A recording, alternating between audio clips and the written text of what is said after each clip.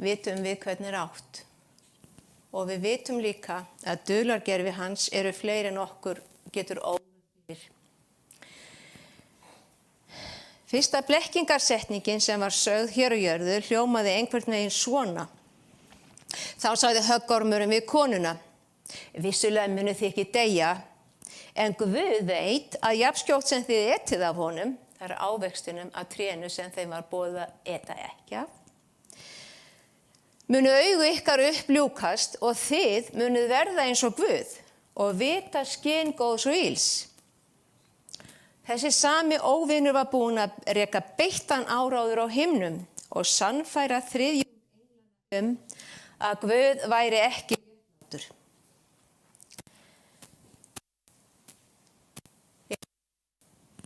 Deila með ykkur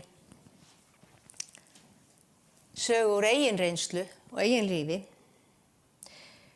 Og einn daginn sagði mamma við mig, þá var ég aðeins ung kona, hún segir: vissur að það er stjörnurannsóknarstöð á Íslandi?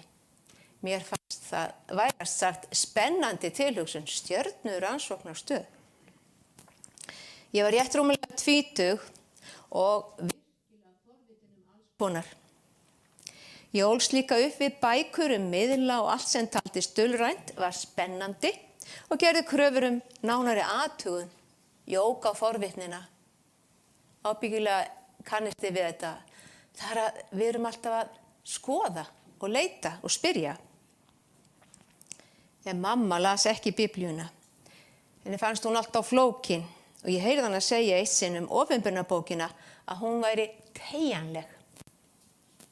Það er margir sem segja það ýmislegt sem flókið, að það sé teygjanlegt. Það er svona vísaði frá sem einhverju sem ekki hægt að botna neitt í. Ég held að margir viðhafi slíka rökfærslur þó það séu fyrst og fremst byggðar á vanþekkingu og því að viðkomandi hefur ekki alist upp við Guðs trú eða iðkun kristins lífstíls eins og að biðja eða lesa Guðs orð. Hve oft höfum við ekki heyrt setningar eins og: ég hef mína barnatrú og það dugir mig vel. Oftar en ekki sagt með smá varnartón eins og til að gefa til kynna: ekki reyna að breyta neinu hjá mér.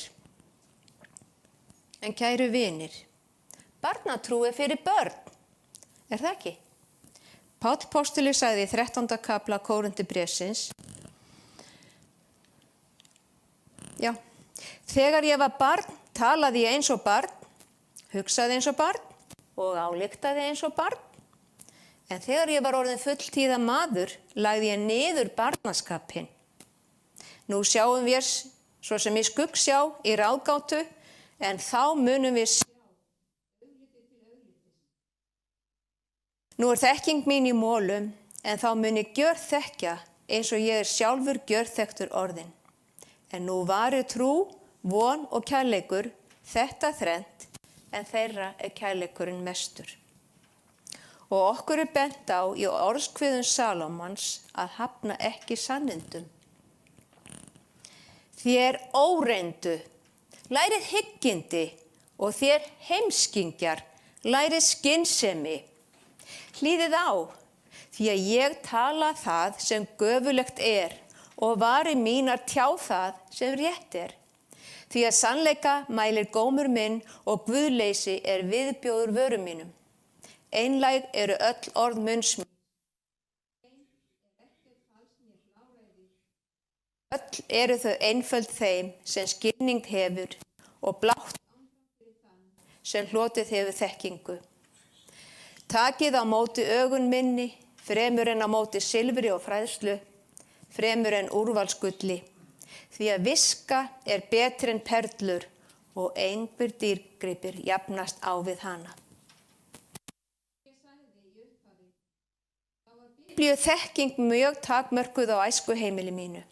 Mamma kenndi mér faðir vor af skyldurækni, því það þurftu börn að kunna við vissan aldur. En áður kunni ég og fór með salminn Ó Jesú bróðir besti, fyrstu 2 erindin, og trúði að Jesú væri besti bróðir minn og verndaði mig á einhvern hátt. Hve djúp þau áhrif urðu á líf mitt er lítt mælanlegt. En ég vissum, eins og ég stend hér, að þessi sálmur og innihald hans mótaði huga minn mjög snemma til góðs. Allt slíkt hefur áhrif á barnshugann, gefur mildi og auðmýkt í hjarta. Þarna var mamma að kveikja forvitni mína. Ég hafði svo sannarlega áhuga á stjörnunum eftir dauðann. Vel og vita ég nyti góðs af uppgötvun hennar og fólks. Sumt hvert ættingja okkar. Ég hafði ekki hugmynd hvað þarna fór fram, en staðurinn var í Kópavogi á Álfólksveginum. Merkilegt nokk sá ég heilunarmiðil, fjarskylda frænku mína, auglýsa sig sem miðil, tarrótspila lesara og heilunarmiðil nú daginn. Og hversu undarlegt það að sama heimilisfang var gefið upp. Svo það sem eitt sinn var staður sem fólk kom saman á til að hafa samband í góðri trú við fólk á öðrum hnöttum enn í dag staður þar sem fiktað við anda verur vonskunnar. Segi ég það, kann einhver sem hlustar að spyrja. Apostoli segir í 6. kafla Efésubréfsins frá versi 10 áfram. Að lokum styrkist nú í Drottni og í krafti máttar hans, klæðist alvæpni Guðs til þess að þér geti staðist vélabrögð djöfulsins, því að baráttan sem við eigum í ekki við menn af hold og blóði, heldur við tignirnar og völdin, við heimsdrottna þessa myrkus, við anda veru vonskunnar í himingeimnum. Takið því alvæpni Guðs til þess að þér geti veitt mótstöðu á hinum vondadegi og haldið velli þegar þér hafið sigrað allt. Standið því girtir sannleika lendariðar og klæddir brynju réttlætisins og skóaðir á fótum með fúsleik til að flytja fagnaðarboðskap friðarins. Takið umfram allt, skjöld trúarinnar, sem þér getur slökkt með öll hinn eldlegu skeyti hins vonda. Takið við hjálmi hjálpræðisins og sverði andans sem Guðs orð.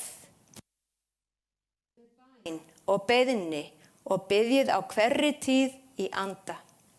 Verið því árvakrir og staðfastir í bæn fyrir öllum heilugum.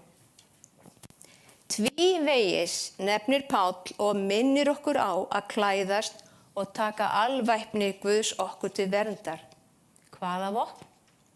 Vopn andans sem kennir okkur orð Guðs, vera ekki að halda í barnatrúna, svo falleg sem hún kann að vera, heldur íklæðast þekkingu og staðfestu í orði Guðs og sannleikanum. En við mamma vorum algjörlega vopnlausar á þessu leyti. Spenningur hennar og hrifning leyndi sér ekki og hún drakk í sig rit manns sem skrifaði þróun mannsins, framþróun lífsins til æðri stiga. Líf eftir dauðan og flutning á annað tilverustig í einni andrá á fagra sólríka staði eða hnetti. Þar sem fólk gat haft það mjög gott og haldið áfram að þróast, allt þar til það væri guðum líkt eða jafnvel guðir. Hljómar þetta súrrealískt eða kannski kunnuglega ef við skyggnumst í Guðs orð. Í 3. kafla 1. Mósebókar segir einmitt þetta. Þá sagði höggormurinn við konuna, vissulega munu þið ekki deyja, en Guð veit að jafnskjótt sem þið etið af honum, ávexti trésins, munu augu ykkar uppljúkast og þið munu verða eins og Guð og vita skyn góðs og ills. Var Satan ekki beinlínis að segja, þið munuð verða Guði lík og öðlast visku og ekki deyja, sem mörgum finnst óbærileg tilhugsun og vilja ekki vita af.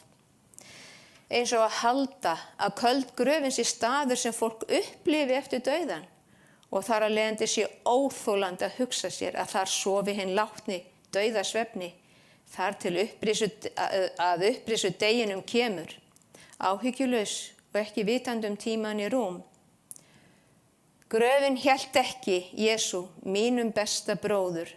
Strax á 3. degi sigraði hann dauðan og gekk út úr gröf sinni til að sýna öllu mannkyni hver hann væri og hvað biði okkar í lok tímana. Þetta engin geimvísindi, það? Mamma drakk í sig undarlega afbökuð sannindi blekkingarmeistarans og hélt að þetta væri hið merkilegasta og trúverðugasta sem hún hafði lesið og heyrt. Og svo fór ég með henni á miðilsfund í fyrsta sinn. Undarlegt og forvitnilegt. Fjölmargt fólk á ýmsum aldri, sitjandi í stóru herbergi og héldust í hendur til að magna upp miðilinn sem sat á sínum stað. Þegar hann hóf að stynja og böggla út úr sér orðum og kynna til fundarins aðila sem vildi tjá sig, kom í ljós að þar mætti einn frægur aðili úr Íslendingasögunni. Fundarfólki var frá sér numið og talaði að mikil magnan og kraftur fylgdi þessum fornmanni sem væri komin svo langt í þroska og þróun að jafnvel viðstaddir töldu sig skynja það og jafnvel njóta góðs af. Ég vissi ekki hvort ég átti að trúa þessu eða hafna. Þetta var undarlegt og vakti líka spurningar upp í huga mér. Hvers vegna var þessi fornmaður svona merkilegur í framhaldslífinu? Þurfti hann aldrei að svara fyrir illvirki sín? Var hann bara allt í einu orðinn guðum líkur? Hvað sem svo það þýddi. Ég vissi ekkert þá fyrstu lygi Satans á jörðu. Hann var löngu byrjaður að ljúga að englunum og blekkti þá til fylgdar við sig undir því yfirskyni að Guð Faðir væri óréttlátur. Sem var til þess að í gegnum allar þessar 600-700 aldir hefur mannkynið orðið að þola prófraunir syndarinnar og upplifað ýmist að flýja í skjól Guðs föður eða að hafna honum og óhlýðnast aftur og aftur. Mamma vissi ekkert þetta og skildi ekki á hvaða villigötum hún var. Hópurinn sem við vorum með var margt ágætt fólk, vel gefið, en þyrsti í fróðleik sem kitlaði eyrun. Og eins og segir í Tímóteus í 4. kafla, sjá, því að þann tíma mun aðbera menn þola ekki hina heilnæmu kenning, heldur hópa þeirra sér kennurum eftir eigin fýsnum sínum til þess að heyra það sem kitlar eyrun. Þeir munu snúa eyrun sínum burt frá sannleikanum og hverfað ævintýrum. Nákvæmlega þetta var að gerast þarna fyrir augum mínum og eyrum og ég tók þátt, vissum að svona margt viðkunnanlegt fólk og elskulegt með góða greindarvísitölu að þér virtist gæti ekki allt haft rangt fyrir sér. Ég þekkti ekki viðvörunina í 4. kafla Tímóteusar, vissi ekkert, hafði bara mína barnatrú, veikur grundvöllur, auðblekkt.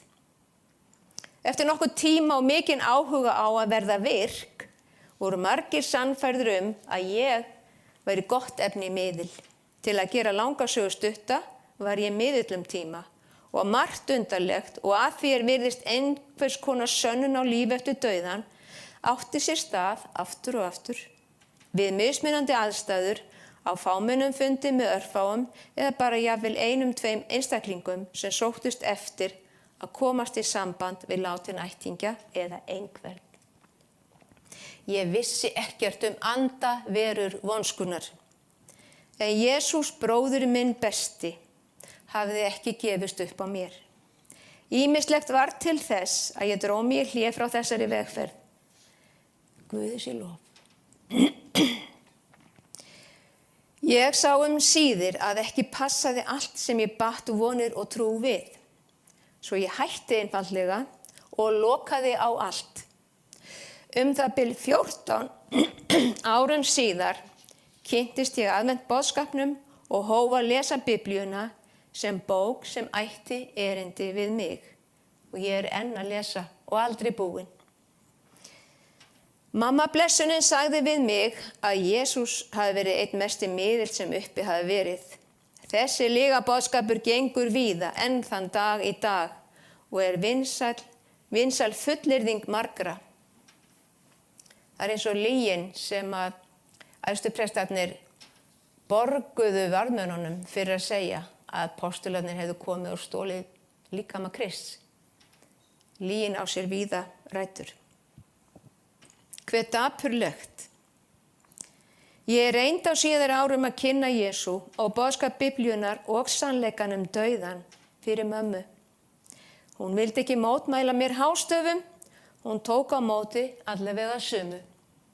Ég sagði við hana á dánarbeði hennar að allt yrði í lagi, hún skyldi treysta á Jesú einan. Nú get ég aðeins vonað að hún hafi skilið og heyrt og ég treyst á Guð og miskunn hans, réttlætisklæði Krist standa öllum til boða sem vilja þiggja. Við getum ekkert í eigin mætti, alls ekkert. Við þurfum aðeins að átta okkur á því að án Jesú erum við villuráandi sauðir, týnd og vanmáttu. Ég man þá tíð sem barn að ég gekk upp í fjöllin sem umkringdu dalinn sem ég átti heima í 8 ára á æsku minni. Ég man hvernig það var að vera umlukin þoku og sjá ekkert til bæja. En ég var aldrei hrædd. Veit ekki hvers vegna. Og þó, kannski var það vegna þess að ég í hjarta mínu trúði því að minn besti bróðir væri alltaf nálægur. Ég þekkti landslagið og fannst ég aldrei týnd. En ég man líka eftir atviki sem hefði getað orðið ljótt slys. Við krakkarnir vorum að klifra í skriðum fjalls fyrir ofan bæinn, langt út úr kallfæri og eitt okkar missti fótana og byrjaði að hrapa niður skriðuna. Tilfinningin er vægast sagt ógnvekjandi, hjálparleysið algjört. Hvað gerir maður þá? Jú, hrópar á Jesú, viltu hjálpa mér núna? Var það tilviljun að allt endaði vel? Í Samúels bókunum er sagt frá því að fólk Guðs, Ísrael, sem var búið að hafa Guð föður sem sinn konung og stjórnanda öldum saman, en vildi nú fara að gera eins og hinir, sem voru jú ekkert annað en hjáguðadýrkandi þjóðir. En þeir sem höfðu haft reynslu af visku Guðs og mætti svo lengi vildu samt fá mannlegan og sjáanlegan konung eins og hinir. Einhvern sem geti stjórnað og sigrað óvinina í orustum. Meira að segja postularnir héldu að Jesú myndi verða svona konungur sem myndi sigra óvinina. Svo ríkt í okkur að við lítum á hið mannlega. Margsinnis hafði Guð veitt þeim sigur. Fylgt þeim í gegnum eyðimörkina, gefið þeim vatn og fæðu, séð til þess að fólk var heilt heilsu og lærði að treysta skapara sínum. En þarna vildi það samt fá sinn konung. Hann átti þó ekki að vera einvaldur eins og hann átti að vera undirmaður Guðs föður eins og Móse hafði verið og þeir þekktu hve mikilvægt væri að leiðtogi þeirra væri trúr Guði og hlýðin. En í fyrsta lagi báðu Ísraelsmenn ekki leiðsögn Guðs í þessu máli. Þeir heimtuðu að Samúels spámaður Guðs léði þeim konung. Þeir fengu konung í samræmi við sitt eigið hugarfar. Þeir fengu Sál. Fyrst var Sál auðmjúkur og virtist lofa góðu, en leið og sigrar unnust fyrir tilstilli Guðs, gleymdi Sál hverjum hann átti að þakka og fylltist sjálfsaðdáun og hroka. Er það ekki ríkt í manninum, einmitt að þakka sjálfum sér?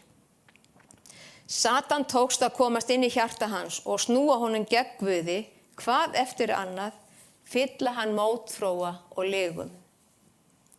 Í dag sjáum við stóra hluta heimsins kjósa sér konung frá páfavaldinu, einhvern sem fjöldinn lítur á sem eins konar Guð og fellur á kné fyrir honum, kyssir á hringinn hans. Og þó að leynt og ljóst sé þessi valdhafi bara maður með mikil völd, ekki handhafi eða umboðsmaður Guðs á jörð. Einhver sem ruglar boðorðunum og telur heiminum trú að hans ríki og vald hafi rétt á að breyta því sem Guð setti í upphafi og heimurinn svo blindaður á loftslagsbreytingum og kenningum alls konar að ekki kemst glæta af ljósin í hugarfylgsni þeirra. Við erum svo sannarlega komin á endapunkt, fyrr en marga grunar. Við fáum að fylgjast með meiri stór atburðum og hamförum.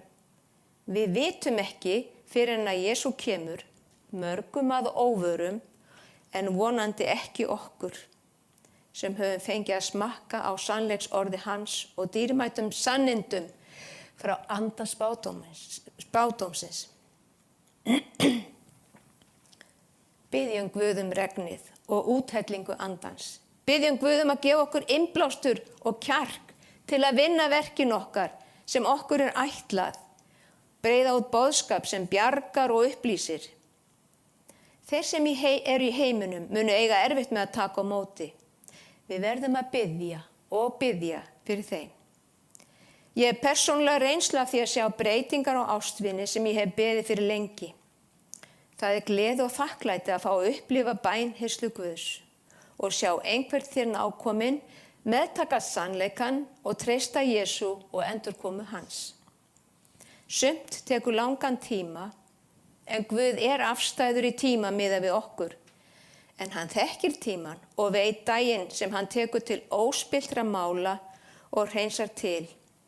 Síðustu orð opinberunarbókarinnar eru skýr og sterk og ekki teygjanleg og ekki marklaus.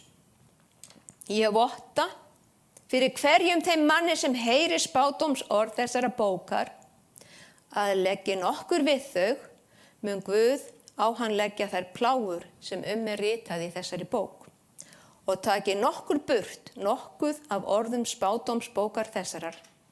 Þá mun Guð taka burtu hlut hans í tré lífsins og í borginni helgu, sem ritað í þessari bók. Sá sem þetta vottar segir, já, ég kem skjótt. Amen. Kom þú drottinn Jesú, náðin drottins sé með öllum. Þakka ykkur fyrir áheyrnina.